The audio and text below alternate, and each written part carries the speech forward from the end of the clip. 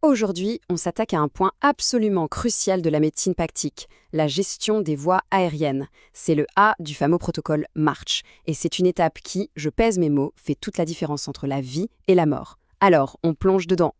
Juste pour qu'on soit tous sur la même longueur d'onde, il faut se souvenir que tout commence avec le M. L'arrêt d'une hémorragie massive, c'est la priorité numéro 1, l'absolue priorité. Pourquoi? Parce que c'est la première cause de mort qu'on peut éviter sur le terrain. C'est seulement quand cette menace-là est écartée qu'on peut passer à la suite. Et cette suite, justement, c'est le A. A comme airway, les voies aériennes. Alors pourquoi c'est si important ce A? C'est simple. Une fois qu'on a stoppé le saignement, il faut s'assurer que la victime puisse respirer, tout simplement. On appelle ça la menace silencieuse, parce qu'une grosse hémorragie, ça se voit, ça choque. Mais un blocage des voies aériennes, ça peut arriver sans faire de bruit, et pourtant, les conséquences sont tout aussi fulgurantes et mortelles. Alors en clair, ça veut dire quoi? C'est un blocage physique qui empêche l'air de passer. Et là, la mécanique est implacable. Pas d'air, donc pas d'oxygène qui arrive au sang. C'est ce qu'on appelle l'hypoxie. Et sans oxygène, le cœur il lâche. Point. C'est un effet domino absolument terrifiant. Ok, mais qu'est-ce qui peut causer ce blocage? Eh bien souvent, le coupable numéro 1, c'est le plus simple, la langue. Quand quelqu'un perd connaissance, tous les muscles se relâchent, y compris la langue. Et hop, elle bascule en arrière et bouche le passage. Si on rajoute à ça du sang, des vomissures ou une blessure au visage, là le cocktail devient explosif et le danger est immédiat. Alors face à ça, qu'est-ce qu'on fait? La première réponse, ce n'est pas un gadget super high-tech, non, ce sont les mains. Les mains de celui qui intervient. On va voir ensemble ces gestes qui sont à la fois simples et absolument fondamentaux. En gros, il y a 2 manœuvres de base. D'un côté, la bascule de la tête, on incline la tête vers l'arrière, ça tire sur la langue et ça dégage le passage. Mais, et c'est un mais énorme, c'est totalement interdit s'il y a la moindre suspicion de blessure au cou. Dans ce cas-là, on passe à la deuxième technique, la subluxation mandibulaire. Là, on ne touche pas à la tête, on vient juste pousser la mâchoire vers l'avant. Et la différence entre les deux, elle est vitale. Et puis, il y a un autre geste, un grand classique. Quand la victime est inconsciente mais qu'elle respire encore, c'est la fameuse PLS, la position latérale de sécurité. Là, c'est tout bête, on utilise la gravité. En mettant la personne sur le côté, la langue ne peut plus tomber en arrière et s'il y a des liquides, ça s'écoule dehors. Un geste tout simple, mais qui peut littéralement sauver une vie. Bon, ces gestes manuels, c'est efficace. Le seul problème, il faut rester là, à tenir la mâchoire ou la tête. Pour pouvoir se libérer les mains et faire autre chose, on a besoin d'outils. On passe donc aux outils de base. Alors en gros, on a 2 outils principaux dans la boîte. D'un côté, la canule de Gödel, qu'on met dans la bouche. De l'autre, la canule nasopharyngée, qu'on passe par le nez. Comment on choisit? Le critère décisif, c'est le réflexe nauséeux. La Gödel ne peut être mise que si la victime est complètement inconsciente sans ce réflexe. Sinon, on déclenche des vomissements.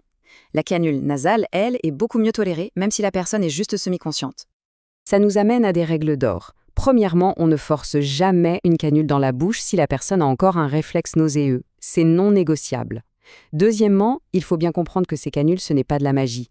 Elles aident, oui, mais elles ne remplacent pas une surveillance constante, car l'état d'un blessé peut basculer d'une seconde à l'autre. Et bien sûr, tout ça doit être adapté à la situation tactique. Bon, tout ça c'est bien beau, mais en pratique, comment on décide? Qu'est-ce qu'on fait? Et dans quel ordre? Tout est basé sur un arbre de décision. C'est une sorte de checklist mentale, super simple et logique. On va la dérouler ensemble. Le point de départ, la toute première question à se poser, c'est est-ce que la victime est consciente? Si la réponse est oui, c'est simple.